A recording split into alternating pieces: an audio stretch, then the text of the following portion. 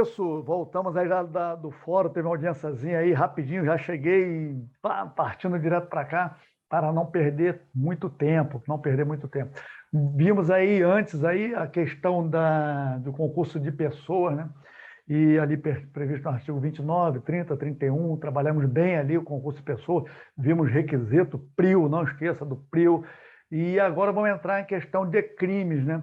É, saber ali as espécies de crimes e vamos verificar também as espécies de penas.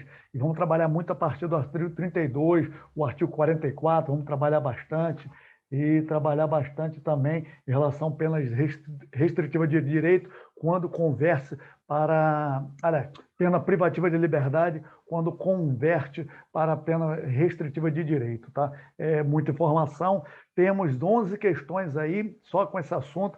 Se for o caso, eu vou dividir aí, mas em tese dá para continuar aí em torno de 30, 32 minutinhos, é o suficiente para não ficar muito cansativo. Olha aí, olha ela aqui. Então vamos lá, vamos direto, sem muita delonga. A questão começa com a questão 86, já estamos chegando aí pertinho da 230. Essa questão foi em 2009, mas está vivo ainda, os institutos ainda estão vivos, né? Em relação à classificação das infrações penais, assinale a opção correta. Letra A. A letra A vem dizendo ali de crime. Letra A, crime unissubsistente. É o que se consuma com a simples criação do perigo, com o bem jurídico protegido, sem produzir dano efetivo. A questão aqui está errada, O crime unissubsistente, a conduta é praticada mediante uma ação. Não se admite a tentativa, tá? É o caso lá da injúria, da difamação, da ameaça. E nesse caso aí, a definição que se tem aqui, ao invés de crime unissubsistente, aqui a definição, na verdade, está falando de crime de perigo, tá? Crime de perigo. E o caso aqui existe perigo abstrato, né? Que é o caso aqui. É o perigo abstrato. E o perigo ali concreto, real. E depois vamos ver, tem outra questão nesse sentido aí também, tá? Que é a questão de perigo abstrato. A letra B, no crime comissivo por omissão, o agente responde pelo resultado e não pela simples omissão, uma vez que esta é o meio pelo qual o agente produz o resultado. Justamente, aqui a questão tá bem certinha. Nós trabalhamos bastante ali quando passamos pelo artigo 13, ali pelo parágrafo 1º, né? Trabalhamos muito o parágrafo 2º, na verdade, parágrafo 2º, artigo 13, parágrafo 2º, trabalhamos muito em relação à relevância da omissão, né? Parágrafo 2º do artigo 13, e não o primeiro. E vimos realmente os crimes omissivos por omissão, ou também conhecido como omissivos impróprios, tá?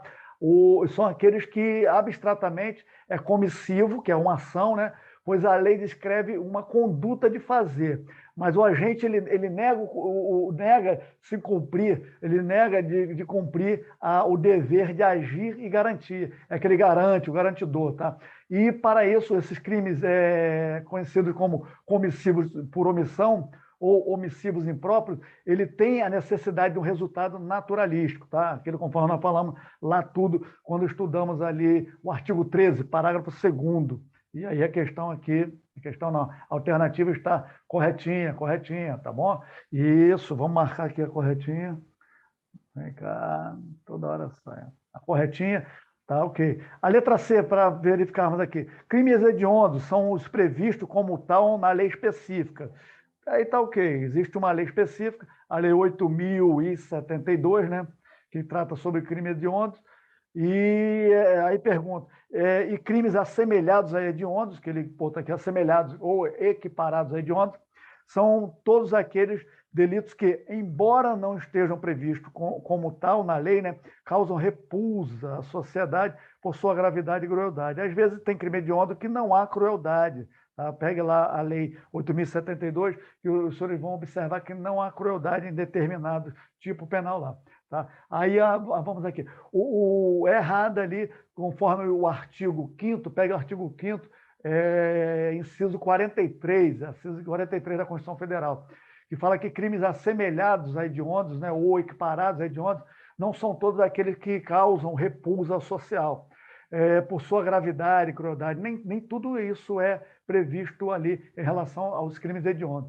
Então, mas tão somente ali a tortura, pega a tortura, o terrorismo e o tráfico ilícito de entorpecente. Esses aí também são assemelhados a crimes hediondos ou equiparados a crime hediondo. Tá? É o chamado TTT, tortura, o tráfico ilícito de entorpecente e o terrorismo. Esses são assemelhados ali a crimes hediondos, previstos conforme lá na Constituição que nós acabamos de falar. O tráfico de drogas, abra um parênteses aqui, senhores. Somente é considerado hediondo o artigo 33, ali o artigo 33 do tráfico em si, o 35 de associação para o tráfico e o 36 que é o financiamento, tá? São esses aí, são sim comparados e assemelhados, equiparados a hediondos. Tráfico de droga, esses três artigos que falamos lá na lei de droga, 11.343 e de 2006, e também os que estão previstos na lei 8.072, tá bom? E aí vamos seguir. A letra D vem dizendo que crime próprio, fala de crime próprio, é sinônimo de crime de mão própria? Não. O crime próprio, na verdade, o crime próprio, eles têm são aqueles que exigem uma característica ou qualidade especial do agente. Por exemplo, o funcionário público, determinados crimes ali de peculato, corrupção passiva, somente o funcionário público pode praticar o crime. O crime de infanticídio, a mãe, no estado puerperal, também comete o crime ali, o crime próprio. Aí o crime próprio, por que próprio? Porque pode e se admite a coautoria e participação, tá? E o crime crime de mão própria, o crime de mão própria não. Ele exige uma característica ou condição especial do agente, tá? É só quem pode cometer o crime de mão própria é somente aquela pessoa. Ele não pode delegar o crime, ou vai lá cometer para mim. É o caso lá do falso testemunho e do crime de falsa perícia. A falsa perícia prevista lá no artigo 342 do Código Penal. Admite-se, nesse caso, somente a participação. Um exemplo, falsa testemunha, o advogado ali fala para a testemunha falar determinada coisa para beneficiar o seu cliente, e aí essa pessoa pode sim responder por falso testemunho e o advogado ali como partícipe, como participação. Então preste atenção nisso aí quando o senhor estiver com a vermelhona aí, tá? Vamos seguindo. Então marcamos já a questão. A letra não, já foi. Agora vamos para outra questão. A outra questão vem dizendo aqui, 87, venha, bora. A 87 vem dizendo que foi 2012, ainda muito vivo os institutos, e aí a letra.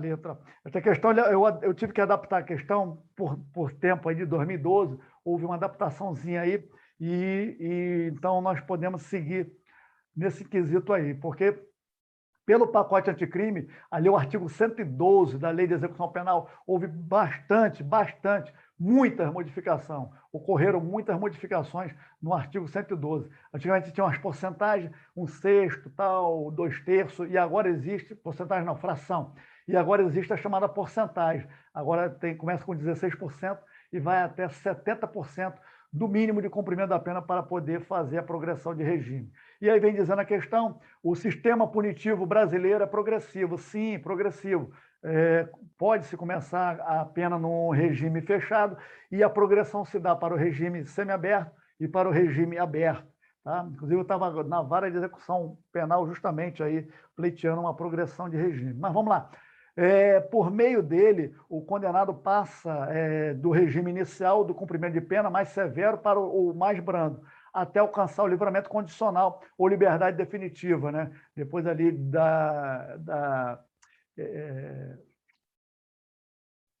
depois da pena cumprida. A respeito da progressão do regime, né, assinale a alternativa correta. A letra A vem dizendo que o sistema progressivo brasileiro é compatível com a progressão por saltos, se chama de per saltum, né? Consiste na possibilidade da passagem direta do regime fechado para o semiaberto. Não, a lei penal brasileira não admite a progressão per saltum, que chama per saltum. Existe até uma súmula 291, anote aí, súmula 291. 491 do STJ, 491, que fala que é inadmissível a chamada progressão por saltum de regime prisional. Tá? Vamos direto aí. Aqui está errada a letra A. A letra B. A letra B vem dizendo que o cumprimento da pena privativa de liberdade nos crimes hediondos é uma exceção ao sistema progressivo. O condenado nesta modalidade criminosa deve iniciar e encerrar o cumprimento da pena de regime fechado, sem possibilidade de passagem para o regime mais brando. Na verdade, a possibilidade de progressão, até mesmo lá no crime hediondo, há sim a possibilidade dessa progressão. Então, não se pode dizer que a pessoa vai começar no regime fechado, mesmo cumprindo pena por algum crime hediondo, e irá terminar no regime fechado. Tá? A edição original da Lei 8.072, que nós falamos a respeito do crime hediondo, que é de 1990, no artigo existia, né? O pacote anticrime revogou aí, tirou esse artigo do dispositivo dessa lei 8.072, o artigo 2º, parágrafo 2º, que proibia a progressão de regime em tais crimes, e era até considerado inconstitucional. Tá? Aí, quando foi em 2016 que foi a chamada inconstitucionalidade desse dispositivo, desse artigo 2º, parágrafo 2º da lei 8.072, foi por volta ali de março de 2006, o STF declarou inconstitucional a progressão do regime em crimes hediondos, né?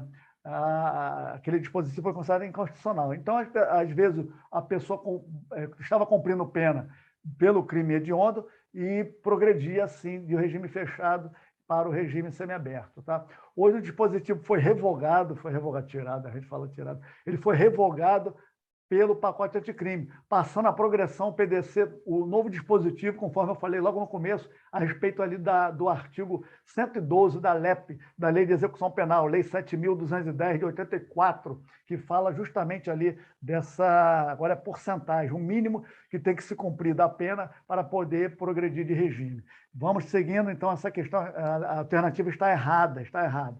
A letra C, a progressão está condicionada nos crimes contra a administração pública à reparação do dano causado ou à devolução do produto ilícito praticado, com acréscimo legais. Justamente, senhor. Essa questão aqui, para verificar se está correta, dê uma observada aí no artigo 33, parágrafo 4º do Código Penal. Tá ipsiliter, conforme a questão 33, parágrafo 4º. Eu adaptei de modo que ficasse conforme o dispositivo legal do artigo 33, parágrafo 4º, porque houve a modificação para poder aproveitar essa questão aí. A letra D.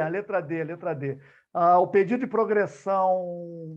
progressão deve ser endereçado ao juiz sentenciante. Não, acabei de sair lá justamente aí, porque estava com o juiz lá, o juiz de execuções penais, o juiz de execução penal, não é o juiz sentenciante, não, tá? Ele já ali, o juiz já sentenciou e ele vai cumprir a pena. E a partir dali, quem compete a questão de decidir a progressão do regime ou regressão, né? Tanto faz ali, é o juiz de execução penal. Pega aí o artigo 66 da Lei 7.210, a 66 no inciso 3, vai verificar que a decisão é do juiz de execução penal. E aí vamos partindo para outra aí. Aqui não para nunca. Aqui é igual bicicleta, se parar cai, é muita coisa. Vamos, 87, não 88. Calma, vem para 88 agora.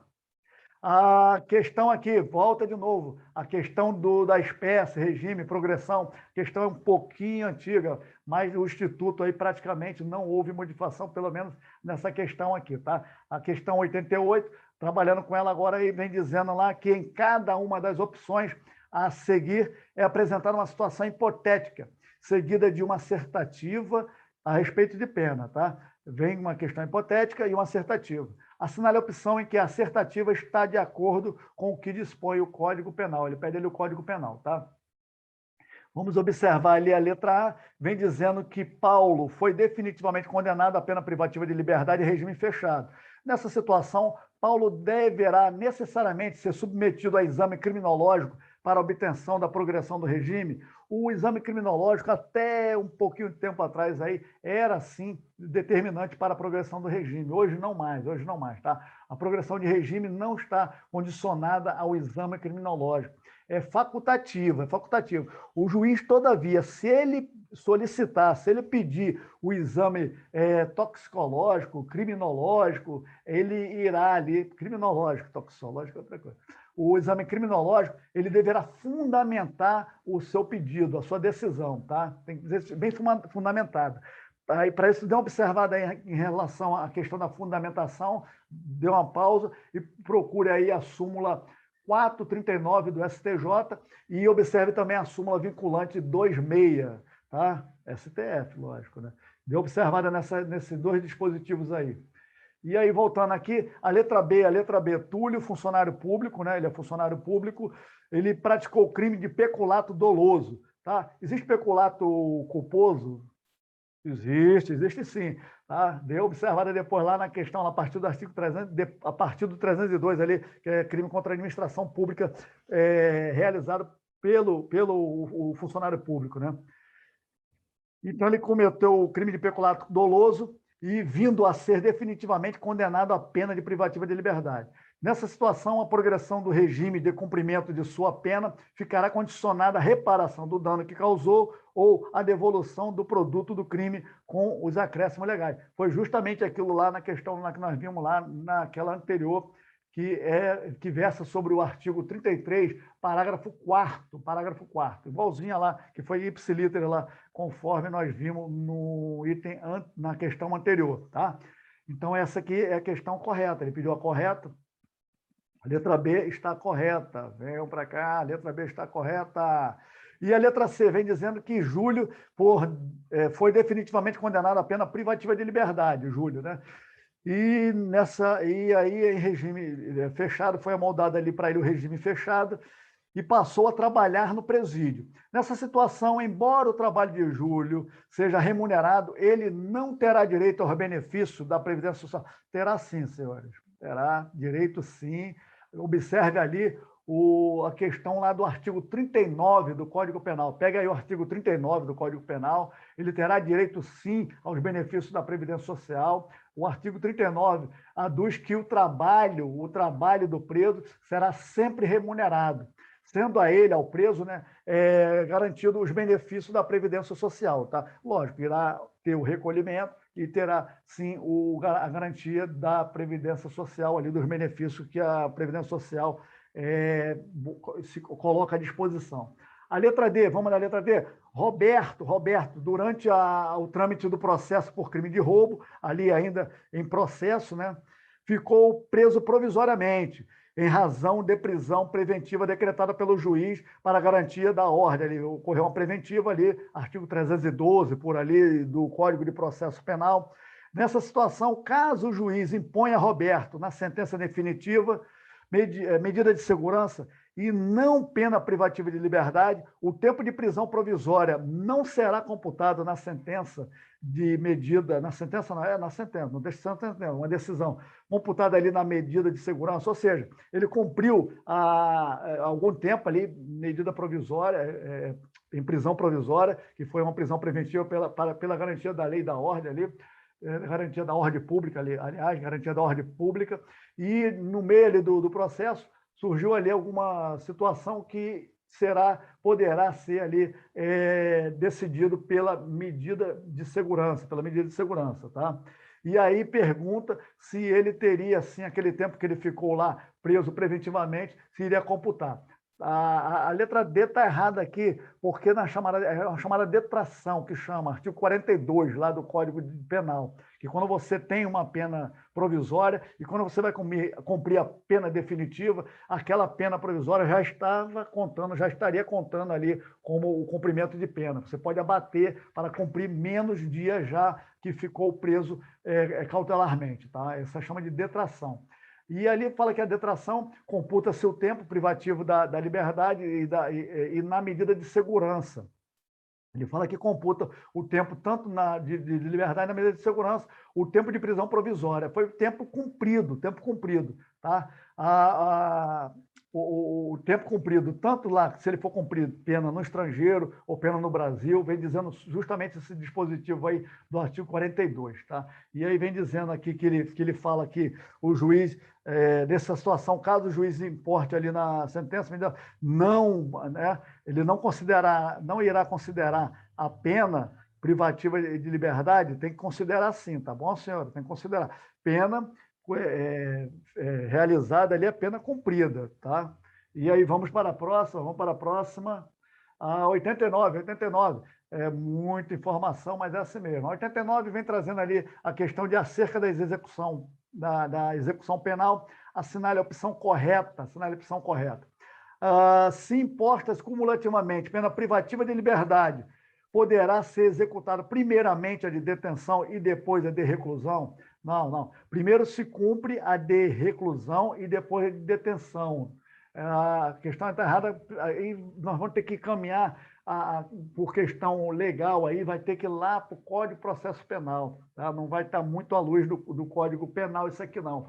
Para termos a certeza disso, pega aí o artigo 681 da execução das penas, que fala logo lá, que se imposta cumulativamente pena privativa de liberdade e pena privativa de liberdade será executado primeiro a de reclusão e depois a de detenção, tá? E por último, se houver ali a questão de pena prisão simples, que são lá pelas contravenções penais, tá? A letra B vem dizendo que o recapturado, o réu, né, envidado, a recaptura do réu evadido, o réu que fugiu, em vez de botar aqui o réu que fugiu, a recaptura do réu que fugiu depende de prévia ordem judicial. Não, senhor, claro que não, né? O cara fugiu, está ali no cumprimento de pena, está ali cumprindo a questão executória e aí precisa prender uma prévia ordem judicial, ele está foragido. Se ele está foragido, ele deve sim ser recapturado, independente de ordem judicial, tá? Tem uma disposição legal para isso? Tem. Artigo 684 do Código de Processo Penal também, que fala lá que a recaptura do réu evadido, né, não depende de prévia ordem judicial, tá? Dá uma olhadinha lá. E aí vem dizendo a letra C, o sentenciado a que sobrevier doença mental, ele está ali, está preso, já está sentenciado, e fica um pouquinho lelé da cuca aí. O sentenciado a que sobrevier doença mental, verificada por perícia médica, será imediatamente posto em liberdade? Não, senhor, aí não, né? Lembre lá que é a chamada absolvição imprópria, lá no caso, lá que nós já vimos lá, na imputabilidade, lá pelo artigo 26, absolvição imprópria. Pega aí, temos que ir lá de novo no artigo, no CPP, no Código de Processo Penal, artigo 682. O sentenciado a que sobrevier a doença mental, verificada, lógico, por perícia médica, tem que verificar por perícia médica, e aqui veio falando justamente por perícia médica, será internado em manicômio. Manicômio é hospital de maluco, de doido, né? Manicômio judiciário, que fala lá o dispositivo legal, tá? Ou a falta de manicômio, outro estabelecimento adequado onde ele seja assegurada a custódia dele, né? Onde será assegurada a custódia dele, ou em algum nosocômio, em vez de manicômio, em algum outro hospital aí, tá? Isso. Então restou para nós a letra D. Vamos já marcar a letra D aqui, que todas estavam erradas. Volta aqui, todas estavam erradas. E aí vem dizendo a letra D. Extinta a pena, que é a chamada extinção da punibilidade, ali tem questão da extinção da punibilidade. O condenado será posto imediatamente em liberdade, mediante alvará de soltura. Alvará pelo juiz, é dado alvará de soltura. Sim, cumpriu a pena, não tem mais que responder, já foi ali reeducado, né? Que a ideia da política criminal é a ressocialização, a reeducação do condenado, e aí ele cumpriu a pena, aí é extinta a sua punibilidade, tá bom? Ali tem lá o artigo da questão da extinção da punibilidade, o artigo 107, e mais precisamente seria aí lá no artigo 109 da Lei 7.210, a LEP, né, que fala que cumprida ou extinta a pena, o condenado será posto em liberdade imediatamente, tá? Lógico, mediante alvará do juiz, alvará do juiz. Por outro motivo, caso por outro motivo ele não esteja preso, não tiver outro mandado de prisão. Aí aqui nesse caso acontece muito. Ali, para ocorrer essa liberdade, às vezes a pessoa não tem noção da liberdade, de repente a execução penal deu uma papadinha de mosca, não tem advogado constituído e a pessoa acaba ficando presa além do tempo, tá? Então, não é o caso. Então, por isso, você, como advogado, tendo conhecimento da lei de execução penal e tendo conhecimento do como é que está o andamento da pena dele, ele pede e se a questão perante ali o juiz de execução penal e o juiz vai e expede o alvará de soltura. Vamos para a próxima aí, para fecharmos? Vamos fazer essa aqui e vamos até a 91 para não ficar muito pesado, não dar muita informação aqui. Tá? A questão 90, que foi de 2017, vem dizendo que Cássio foi denunciado pela prática de um crime de dano qualificado por ter atingido um bem municipal, tá? Que foi ali o dano, artigo 63, né? Parágrafo único, inciso 3, que é contra um patrimônio público, né? Aí tem a detenção ali de 6 meses e 3 anos. Merecendo destaque que, em sua folha de antecedentes criminais, consta uma única condenação anterior, definitiva, tá? Ali. Oriunda da sentença publicada de 4 anos antes, pela prática de crime de lesão corporal culposa. Aí essas informações, o senhor na prova já vai sublinhando aqui, dizendo que ele tinha ali, foi publicada uma sentença antes, né, pela prática de lesão corporal culposa, a lesão corporal era culposa, tá? Praticada na direção de veículo automotor, isso vai nos interessar lá na frente. Ao final da instrução, Cássio ele confessa aqui, ó, a confissão é uma das circunstâncias atenuantes, né, prevista ali no artigo 65, dizendo que está arrependido, né, ele confessou, está arrependido, esclarecendo que perdeu a cabeça no momento do crime, sendo certo que ele está trabalhando, é também muita informação, e tem 3 filhos menores ali, de 10 anos, que são por ele sustentado. Isso aí são chamadas circunstâncias favoráveis ao acusado. Então, ele está trabalhando, tem 3 filhos que dependem dele, e aí começa aquela questão do sistema prisional querer manter, não, mas vai preso, mas nem tudo pode se levar a ferro e fogo, tá?